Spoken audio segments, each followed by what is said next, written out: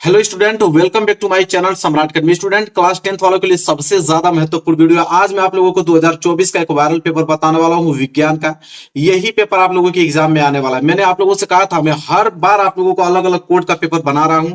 824 EP अलग अलग code के प्लेलिस्ट में चले जाओ, हर एक सब्जेक्ट के अलग अलग कोड वाइज पेपर बना रहा हूं। इतने इतने जेन्युइन पेपर आप लोगों के हैं कि 100% आपके एग्जाम में पेपर आने वाले हैं। ठीक है, मैं कह रहा हूं ना कि आप इंपॉर्टेंट क्वेश्चन पढ़ रहे हो, बहुत अच्छी तैयारी कर रहे हो, करो, कोई बात नहीं है। लेकिन जो मैं पेपर आपको बता रहा हूं, पेपर का सोल्यूशन भी दे रहा हूं ना। देखो, पेपर का सोल्यूशन, कहीं सोल्यूशन चित्र वाइज में सोल्यूशन लेकर आया हूं, जितना भी चित्र है उसका पूरा सोल्यूशन लेकर आया हूं। एक भी पॉइंट छोड़ूंगा नहीं आप लोगों का। ये पेपर अगर आप तैयार कर ले तो मेरी गारंटी है, कहीं से भी तैयारी करो तुम, इस बार पूरी पूरी 70 में 70 नंबर लेकर आओगे, मेरी गारंटी है। बस जितना पेपर करा रहा हूं ना, पूरा पेपर आप सोल्यूशन करके चले जाओ। ठीक है, तो मेरे प्यारे जो वीडियो को लाइक कर देना, चैनल पर ना तो चैनल को जरूर सब्सक्राइब कर लेना। ये कोड याद करो, जरूर आपको एग्जाम में देखने को मिलेगा। 824 ईपी कोड साइंस का है और ये पेपर 70 नंबर का पूछा जाएगा और इसको हल करने के लिए आपके पास 3 घंटे 15 मिनट के समय रहेंगे। समान निर्देश कुछ दिए गए हैं जो कि आपको पढ़ना है। जैसे पहला बोला है कि प्रारंभ के 15 मिनट परीक्षार्थियों को प्रश्न पत्र पढ़ने के लिए निर्धारित है। मतलब ये कह रहा है कि 3 घंटा 15 मिनट का अगर समय है तो 15 मिनट में आप इस पेपर को पढ़ सकते हैं और 3 घंटे में इस पेपर को सॉल्व करना है आप लोगों को। फिर बोला है कि प्रश्न पत्र जो है 2 खंड में है, एक खंड अ में, दूसरा खंड ब में विभाजित है। तीसरा पॉइंट है कि खंड अ तथा खंड ब में 3 उपखंड है, क ख ग। इसलिए 3 उपखंड है क्योंकि भाई देखो, साइंस जो होता है उसमें फिजिक्स भी पूछा जाता है, केमिस्ट्री भी पूछा जाता है, बायो भी पूछा जाता है। तो 3 उपखंड रहेंगे, क ख ग। इसके बाद बोला है कि प्रश्न पत्र खंड अ में बहुविकल्पीय प्रश्न रहेंगे, जिसमें सही विकल्प का चुनाव करके आपको ओएमआर शीट पर नीले अथवा काले बॉल पॉइंट पेन से सही विकल्प वाले गोले को क्या करना होगा, पूर्ण से भरना होगा। बहुविकल्प वाले प्रश्न को ओएमआर शीट मिलेगा, उसी में आप लोगों को फिलअप करना होगा कि ए सही है कि बी सही है कि सी सही है कि डी सही है, आपको इस तरह रखना होगा। ठीक है, तो जानते ही हो आप लोग। इसके बाद है कि खंड अ में बहुविकल्पीय प्रश्न हेतु प्रत्येक प्रश्न के लिए 1 अंक निर्धारित है। मतलब बहुविकल्पीय प्रश्न जो रहेगा, एक प्रश्न कितने नंबर का रहेगा, 1 नंबर का रहेगा। तो 20 ऑब्जेक्टिव क्वेश्चन देगा, कितने नंबर का है, 20 नंबर। चलिए, इसके बाद देखिए छठवां क्या है, खंड ब में वर्णनात्मक प्रश्न रहेंगे और प्रत्येक प्रश्न के सम्मुख उनके अंक निर्धारित है। मतलब हर एक प्रश्न के आगे बताया गया कि प्रश्न कितने अंक का है। इसके बाद खंड ब में प्रत्येक उपखंड के सभी प्रश्न एक साथ करना आवश्यक है। प्रत्येक उपखंड नए पृष्ठों से आपको प्रारंभ करना है। ये तो निर्देश था। पेपर आप लोगों का यहां से स्टार्ट होता है। देखो, सबसे पहले मैंने बोला था ना कि पहले खंड अ आएगा और खंड अ में बहुविकल्पीय प्रश्न रहेंगे और उसमें भी पहले आपका उपखंड क आएगा। मैंने कहा था 3 उपखंड आएगा, क ख ग।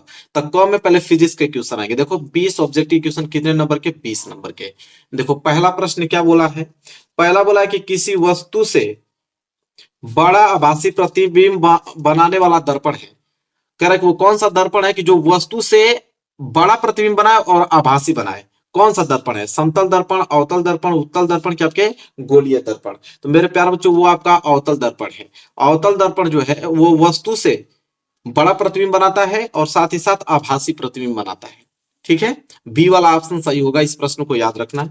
दूसरा है कि सूर्य श्वेताभ प्रतीत होता है। जो सूर्य होता है श्वेताभ प्रतीत कब होता है, सूर्योदय से काफी पूर्व पहले, कि सूर्योदय एवं सूर्यास्त के समय, कि दोपहर के समय, कि सूर्यास्त के काफी बाद में।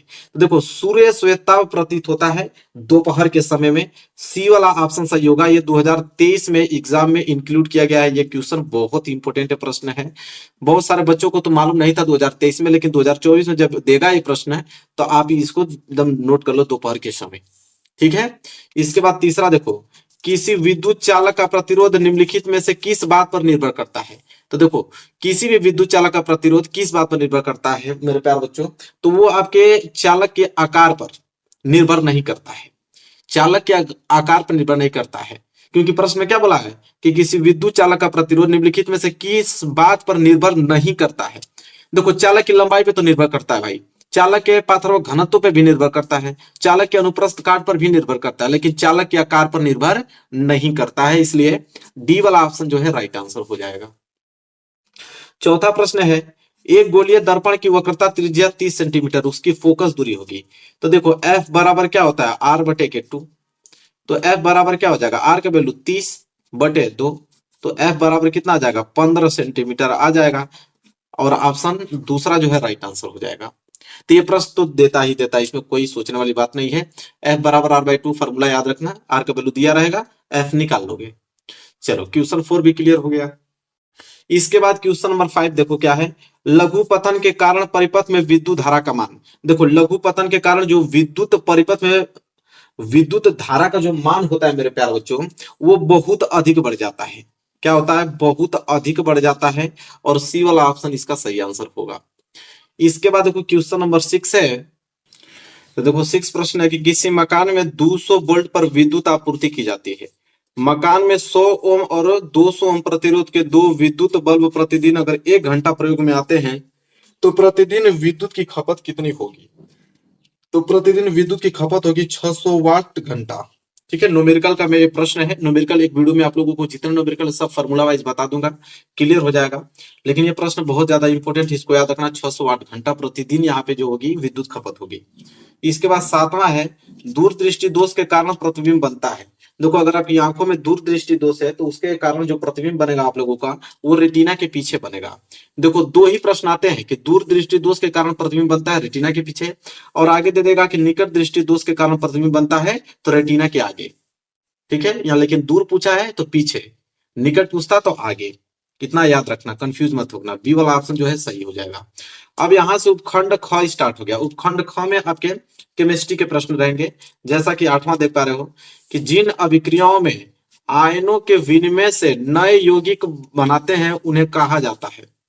ठीक है, उन्हें कहा जाता है, क्या कहा जाता है मेरे प्यारे बच्चों?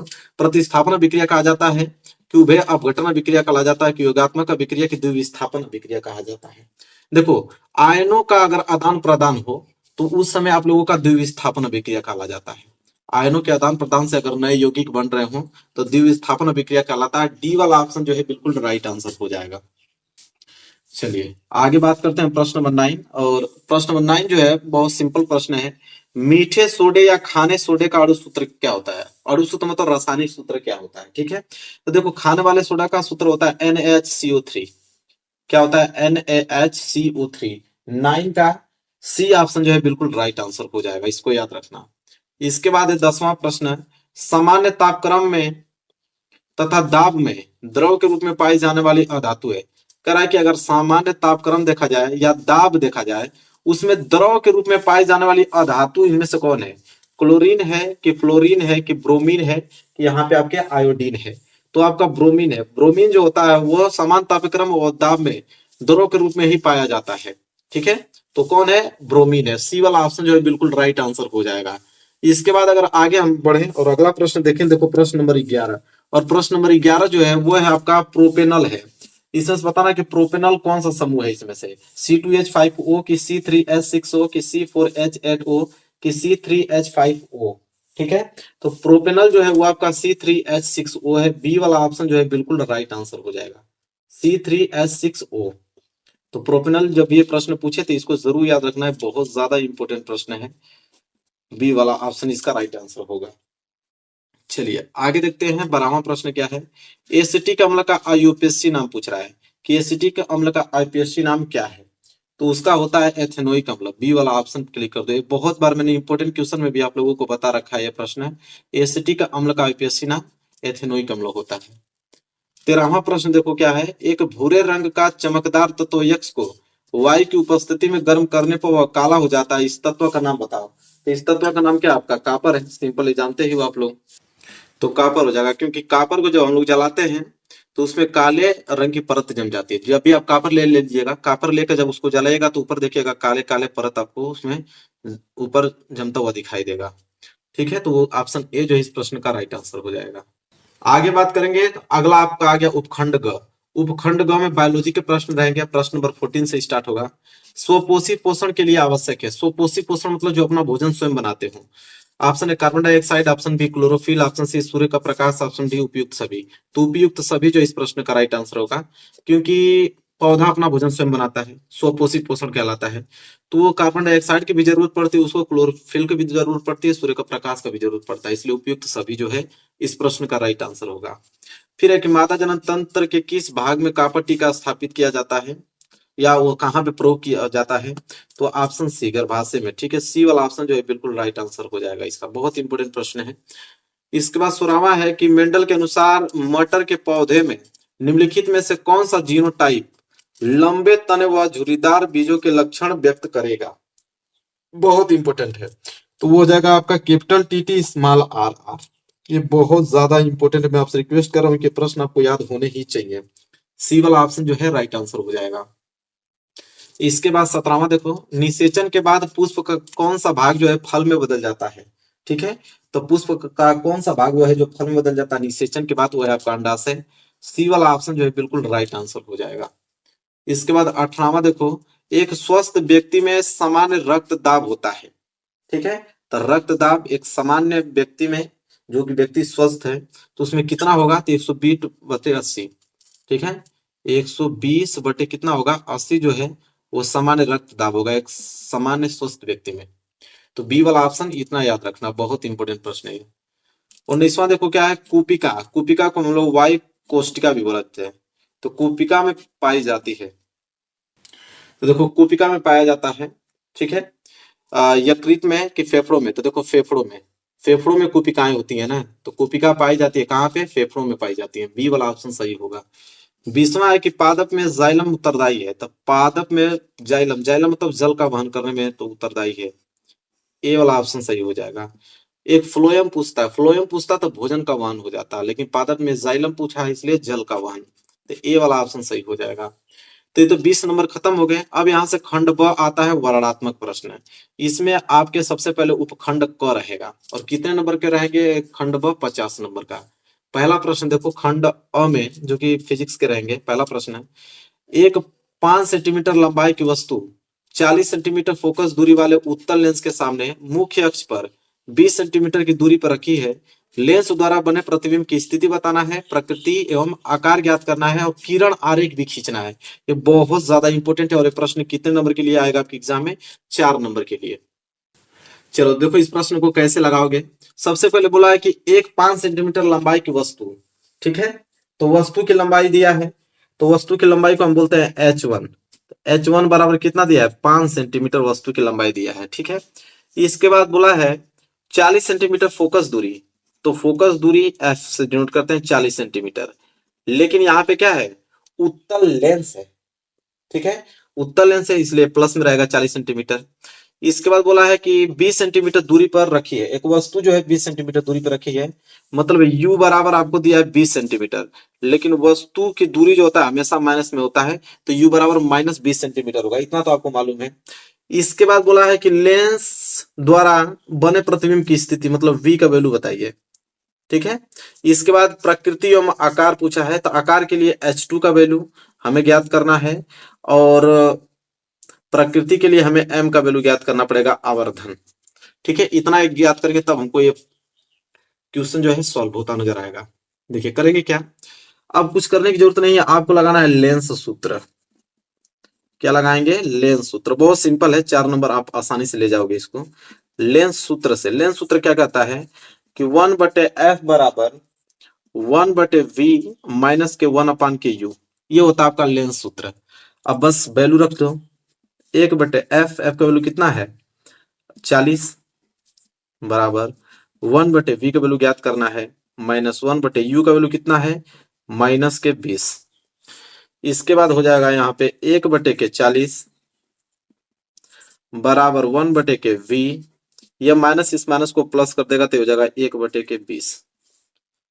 अब क्या करेंगे हम, 1/40 और प्लस 1/20 इधर आएगा तो -1 क्या हो जाएगा 20 बराबर 1/v।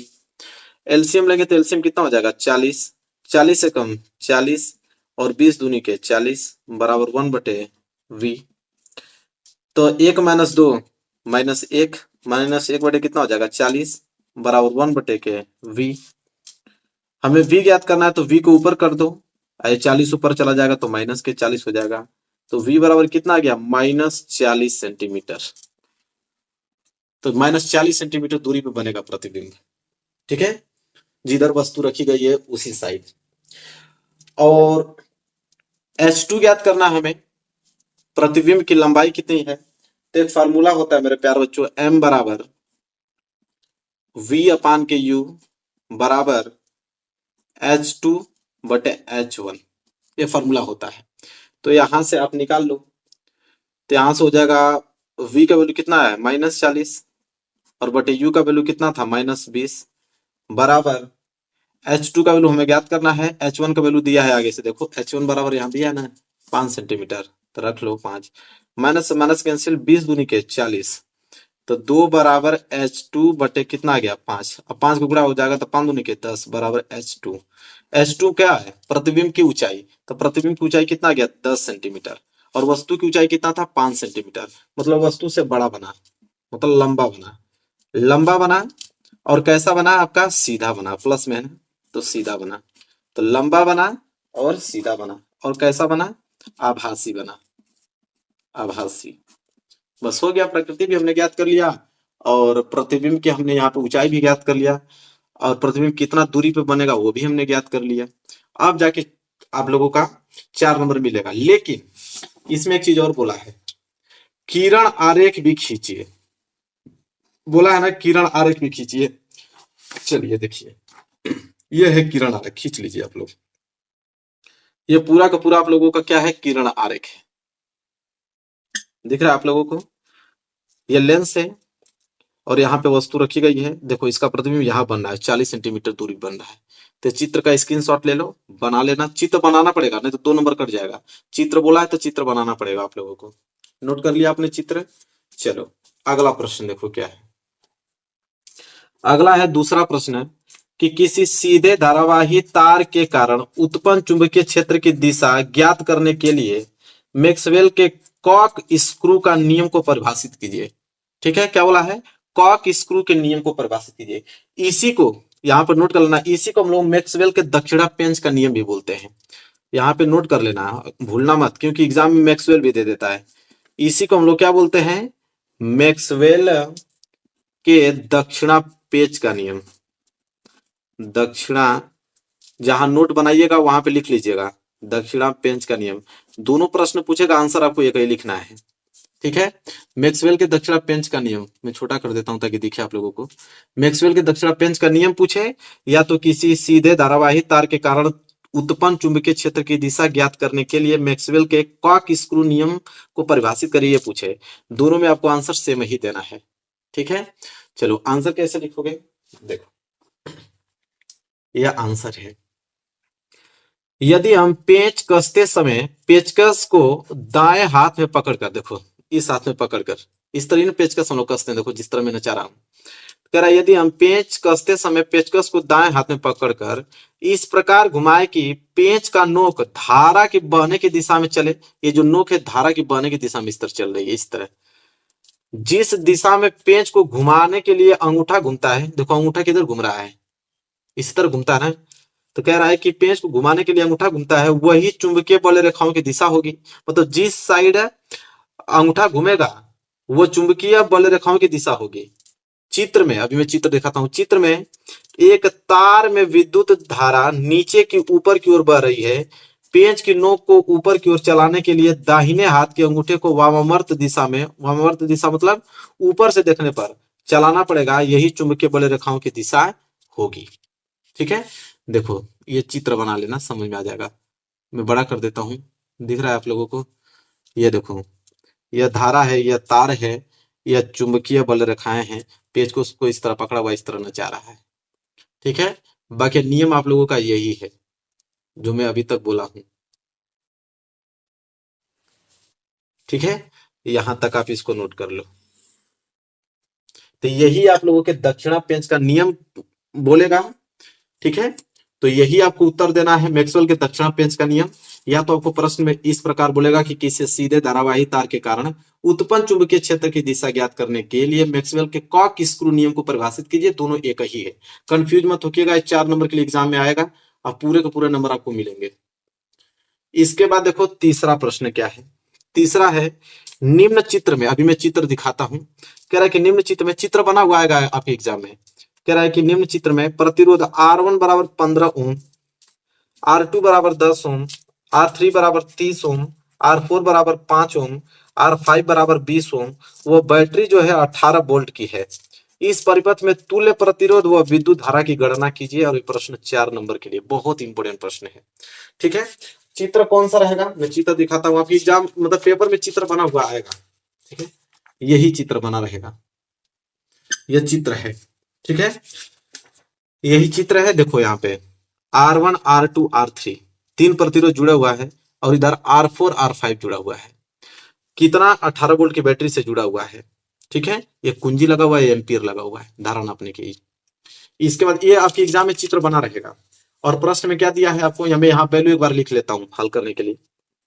R1 बराबर कितना दिया है 15 ओम और R2 बराबर कितना दिया हुआ है 10 ओम।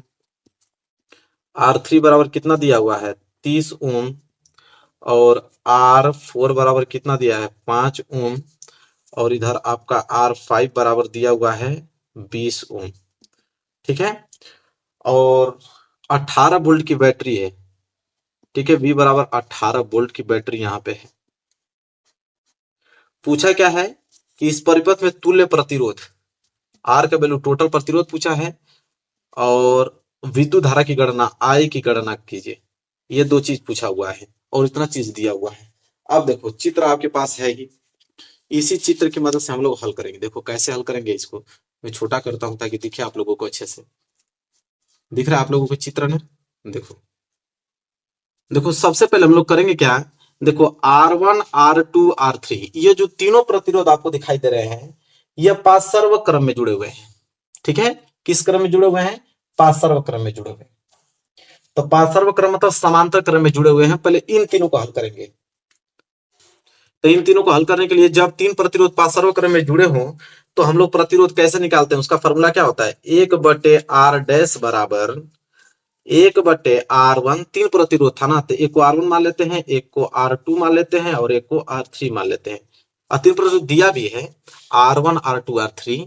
चलो अब यहां से तुल्य प्रतिरोध निकाल देते हैं। कब, ये तीन जो प्रतिरोध यहाँ पे लिख लेना है कि R1 कामा R2 कामा R3 ये तीनों प्रतिरोध पार्श्व क्रम में जुड़े हुए हैं, पार्श्व क्रम में जुड़े हैं, इसलिए तुल्य प्रतिरोध बराबर, ये फार्मूला लगाना फिर लिखना 1/R डैश बराबर 1/R1 की वैल्यू कितना दिया है जी, तो R1 की वैल्यू यहाँ पे 15 ओम, R2 की 10 ओम, R3 की 30 ओम। चलो मैं मान रख देता हूँ, R1 बराबर 15, R2 बराबर 10, R3 बराबर 30। अब इसको जब हल करेंगे तो 1/R डैश बराबर एलसीएम कितना हो जाएगा, तो 15, 10 और 30 का एलसीएम कितना होगा मेरे प्यारे बच्चों, 30 होगा। तो 15 दूनी के 30, 10 तिहाई 30, 10 30 से कम 30 एक बार जाएगा। तो 1/R डैश बराबर 3 2 5 1 6 बटे कितना जाएगा 30। R डैश को मैं ऊपर कर देता हूं तो 30 ऊपर चला जाएगा, 6 नीचे आ जाएगा, काट दूंगा। तो R डैश बराबर कितना जाएगा 5 ओम। तो ये 5 ओम आ गया R डैश बराबर।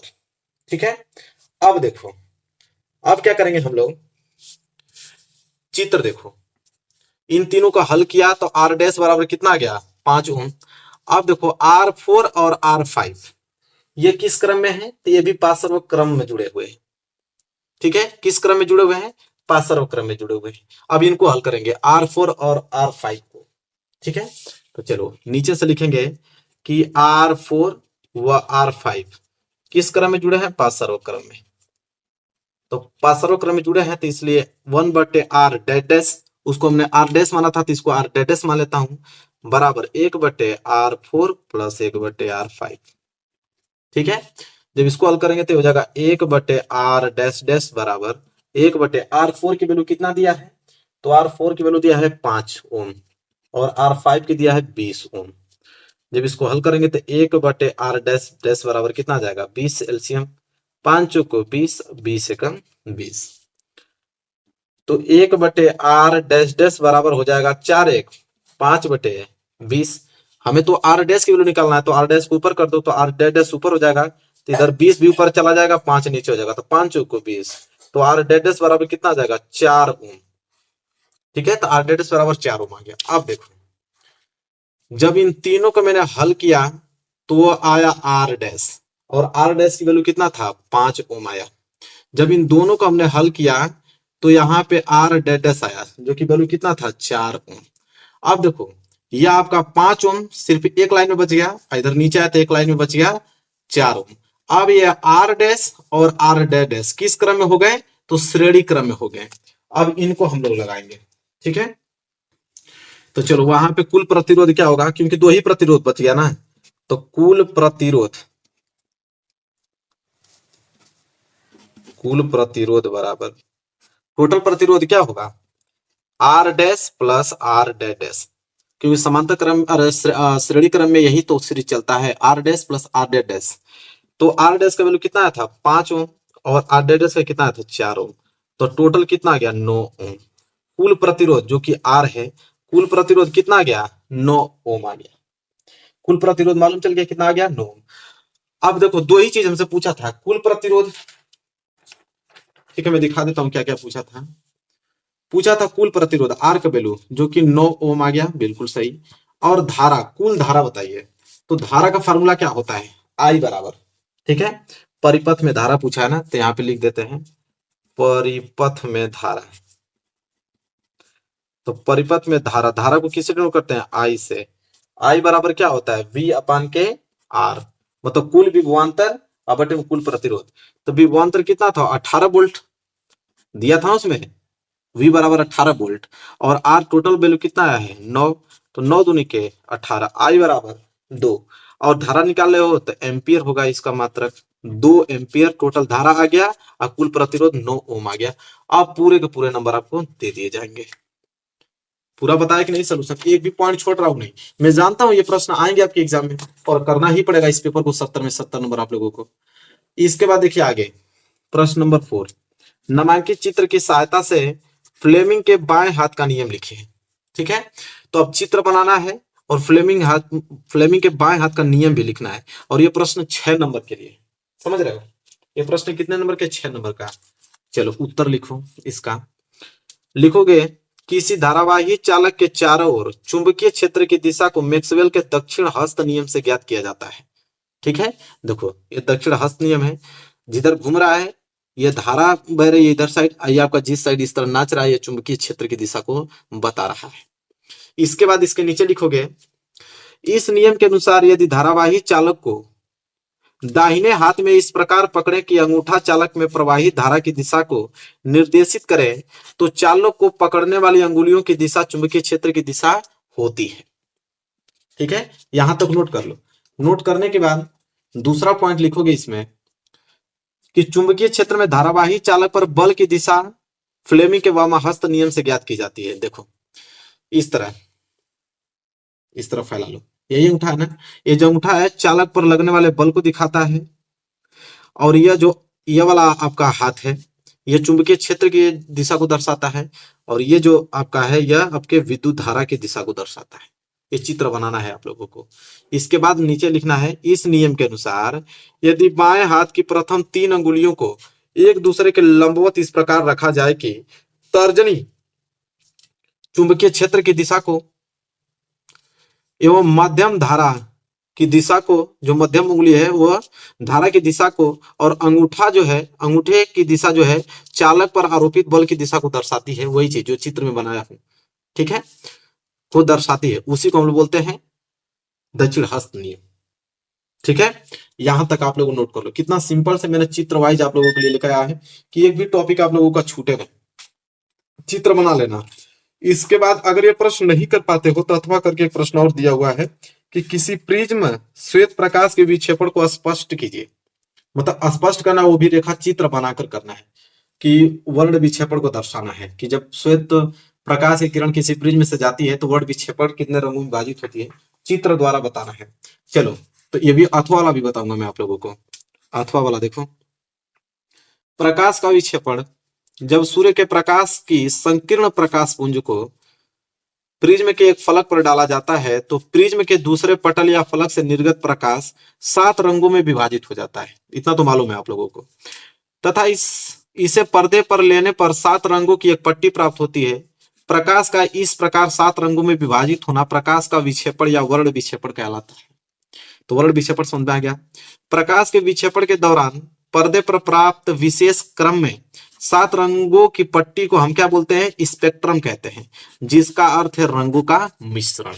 लेकिन इतना से काम नहीं बनेगा, उसमें चित्र भी बोला है, तो चित्र हमें बनाना पड़ेगा।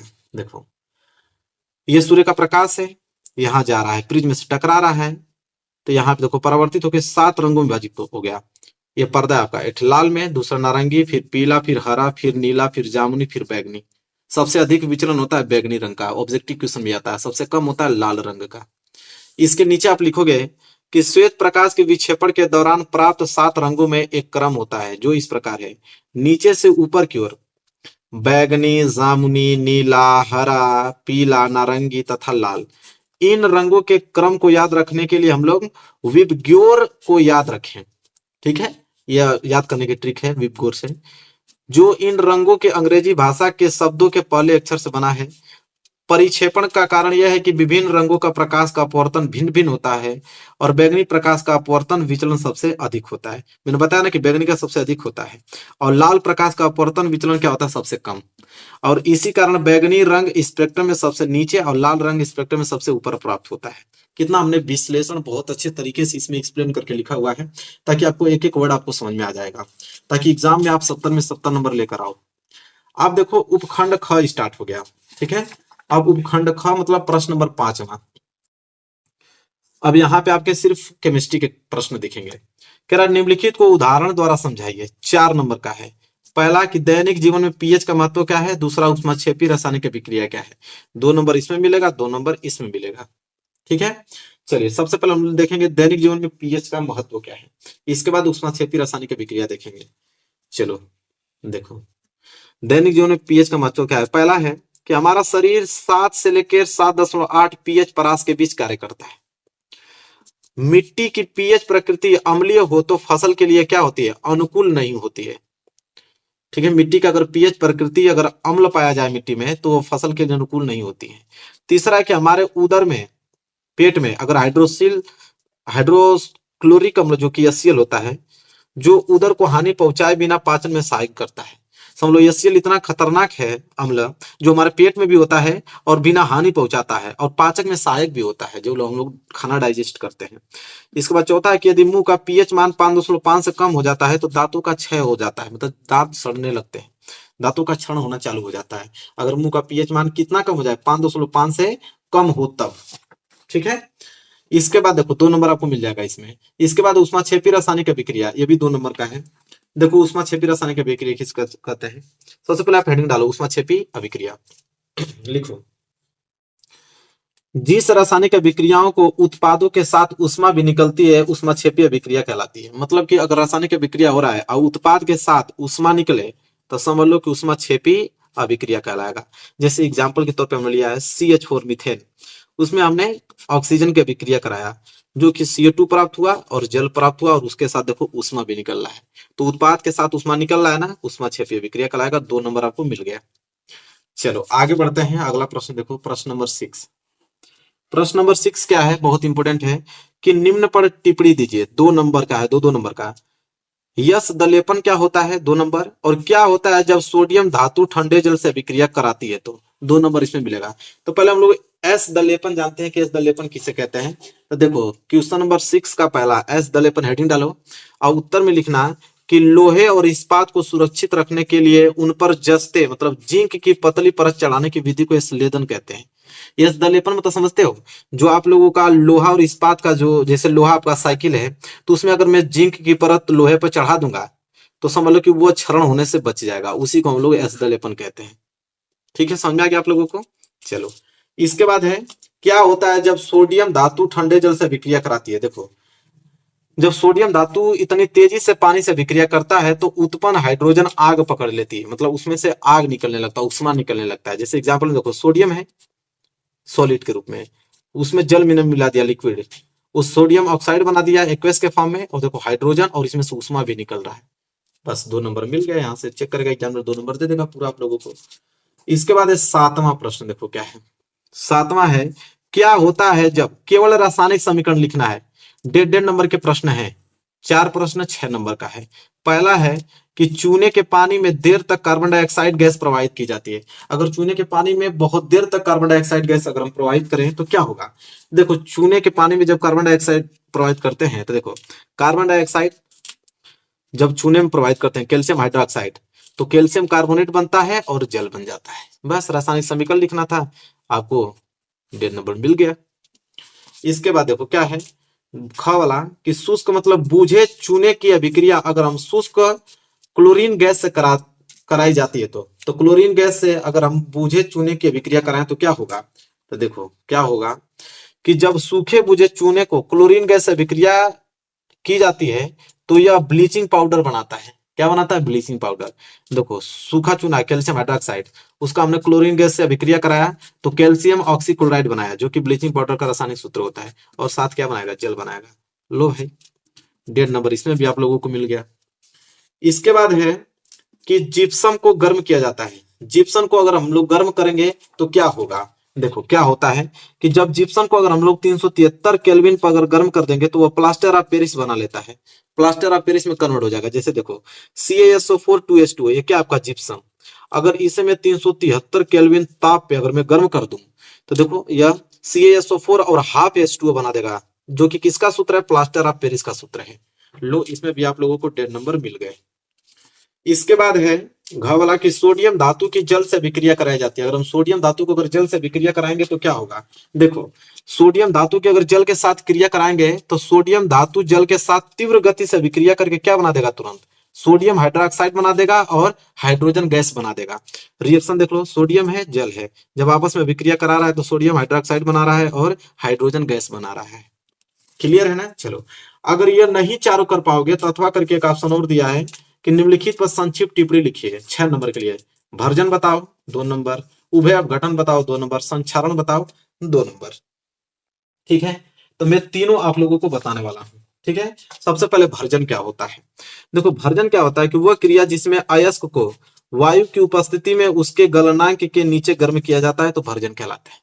वह क्रिया जिसमें अयस्क को उसके वायु की उपस्थिति में उसके गलनांक से नीचे अगर हम गर्म करेंगे तो वो क्रिया क्या कहलाएगी? आपकी भर्जन कहलाती है। ठीक है, इसके बाद उभय अपघटन क्या है? उभय अपघटन क्या होता है? देखो उभय अपघटन क्या होता है कि जिन अभिक्रियाओं में यौगिकों के आयनों अथवा अन्य घटकों की अदला बदला होती है उभय अपघटन अभिक्रिया कहलाती है। जैसे देख लो आयनों का आदान प्रदान होता है, जैसे AgNO3 NaCl के साथ अभिक्रिया करा रहा हूं तो इसका Ag इसका Cl मतलब Ag प्लस इसका क्लोरीन माइनस, दोनों आयन आपस में मिलकर AgCl बना दिया। इसका NO3 इसका Na प्लस, इसका Na प्लस इसका NO3 माइनस, दोनों आपस में मिलकर NaNO3 बना दिया। आयनों का आदान प्रदान हो रहा है इसलिए उभय अपघटन।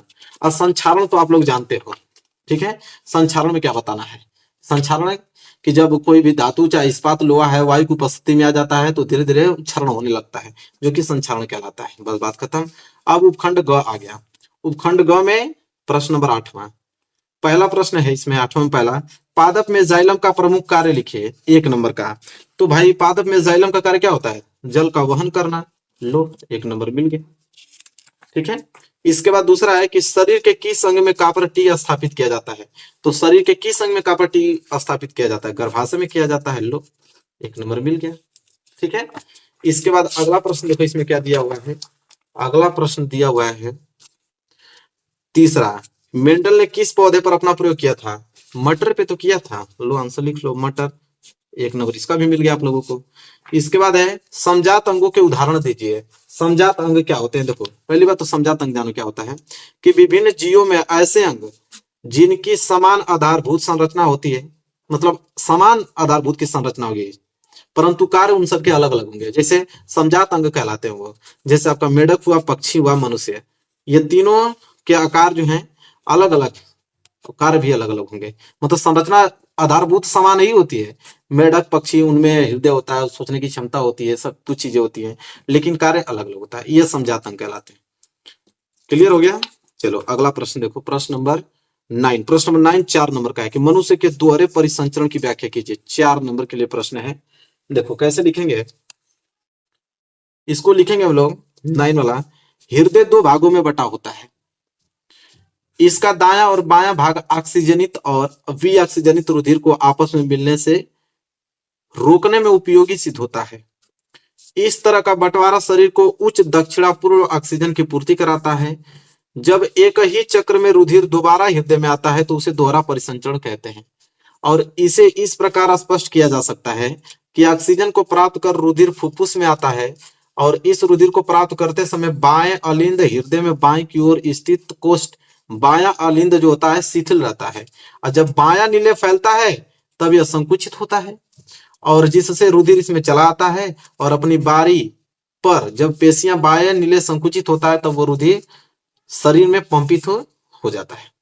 बस दोहरा परिसंचरण भी यहाँ पे नोट कर लो, हो गया। 4 नंबर का प्रश्न था 10वां, निम्नलिखित पर संक्षिप्त टिप्पणी लिखिए। पहला बात कि प्राकृतिक संसाधनों का संरक्षण बताइए। 2 नंबर, पुनरुद्ध भवन जिसे पुनर्जनन भी बोलते हैं। 2 नंबर, ठीक है। चलो देखते हैं दोनों। पहली बात कि प्राकृतिक संसाधन का संरक्षण जानेंगे। देखो, प्राकृतिक संसाधन विभिन्न प्रकार के होते हैं, लेकिन इन्हें बड़े पैमानों पर नवीकरणीय और गैर नवीकरणीय के रूप में वर्गीकृत किया गया है। नवीकरणीय प्राकृतिक संसाधनों के कुछ उदाहरण सूरज की रोशनी, पानी, हवा, लकड़ी और मिट्टी हैं, जबकि इनमें से कुछ प्राकृतिक संसाधन प्रकृति में बहुतायत में उपलब्ध हैं और इन्हें तेजी से फिर से बनाया जा सकता है ताकि अन्य लोगों को नवीकृत होने में समय लगे। कोयला, तेल और प्राकृतिक गैस नवीकरणीय प्राकृतिक संसाधनों के कुछ उदाहरण हैं। हालांकि पर्यावरण में स्वाभाविक रूप से उपलब्ध हैं, इन प्राकृतिक संसाधनों को फिर से भरने या रिसाइकल करने में सैकड़ों साल लग जाते हैं। ठीक है, तो यह था आप लोगों का प्राकृतिक संसाधनों का संरक्षण। दूसरा है पुनरुद्ध भवन। देखो, पुनरुद्ध भवन क्या होता है कि पुनर्जनन जीव के शरीर के उन हिस्सों में एक संपूर्ण जीव का विकास है जो किसी चोट के दौरान गलती से कटा जाते हैं, और यह प्रक्रिया तारा मछली, हाइड्रा, प्लेनेरिया, छिपकली आदि जीवों में पाया जाता है। मतलब कि क्या होता है, तारा मछली, हाइड्रा के कुछ भाग कट जाते हैं। जब वो कट जाते हैं ना तो छोटा सा भाग भी आगे चलकर एक पूर्ण रूप ले लेता है, जिसे हम लोग पुनरुद्ध भवन बोलते हैं। ठीक है, चलो 11वां प्रश्न देखो क्या है। मानव के मादा जनन तंत्र का वर्णन करो। ठीक है, सचित्र वर्णन करना है, 6 नंबर का है, चित्र बनाकर वर्णन करना है। चलो, तो मनुष्य के मादा जनन तंत्र का निम्नलिखित भाग है। अभी मैं चित्र भी दिखाऊंगा कौन कौन से भाग हैं। सबसे पहले आता है अंडाशय, 6 नंबर का भाई, नोट कर लो, ये तो आएगा एग्जाम में। पहली भाग अंडाशय। श्रोणीय गुहिका में 2 अंडाशय होते हैं जो बहुत छोटे आकार के होते हैं। अंडाशय में अंडे बनते हैं। अंडाशय के अंदर की सतह पर एपिथेलियस कोशिकाओं की पतली परत होती है, जिन्हें हम लोग क्या बोलते हैं, जनन एपिथेलियम कहते हैं। इसकी कोशिकाएं विभाजित होकर फोलिकल तथा अंडा बनाती है और अंडाशय की गुहा में संयोजी उत्तक होते हैं, जिन्हें हम लोग क्या बोलते हैं, स्ट्रोमा कहते हैं। प्रत्येक फोलिकल में एक जनन कोशिकाएं होती हैं जिसके चारों ओर स्ट्रोमा की कोशिकाएं रहती हैं। अर्धसूत्री विभाजन के फलस्वरूप जनन कोशिकाएं अंडे का निर्माण करती हैं।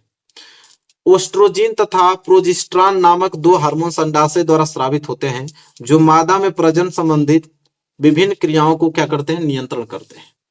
दूसरा आता है इसमें फैलोपियन नलिका। फैलोपियन नलिका क्या होता है कि यह रचना में नलिका समान होती है। इसका एक सिरा गर्भाशय से जुड़ा रहता है और दूसरा सिरा अंडाशय के पास खुलता रहता है। इनके सिरे पर झालदार रचना होती है जिसे हम लोग क्या फिब्री कहते हैं।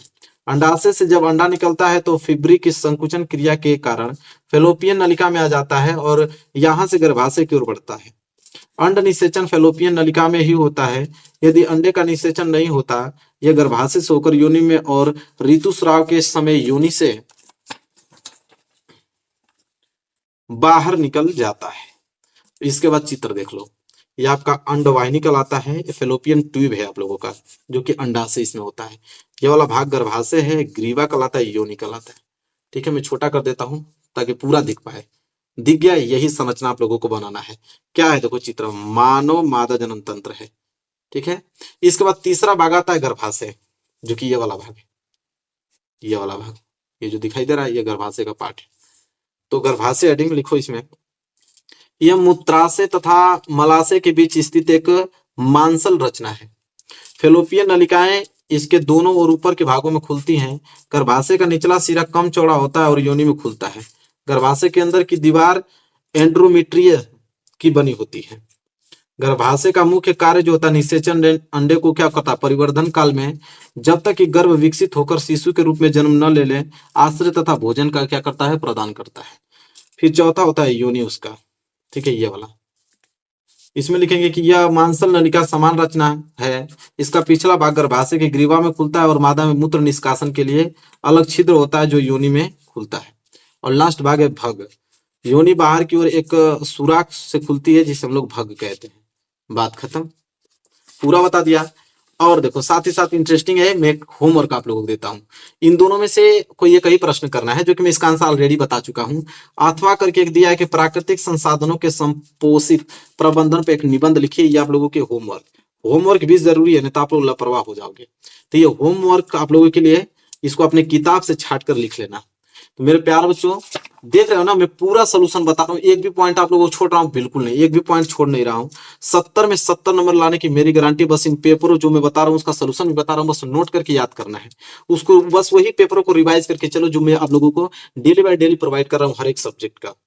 तो वीडियो को लाइक कर देना, चैनल पर नया तो चैनल को जरूर सब्सक्राइब कर लेना। मिलेंगे एक प्यारे से नेक्स्ट वीडियो में, तब तक के लिए धन्यवाद।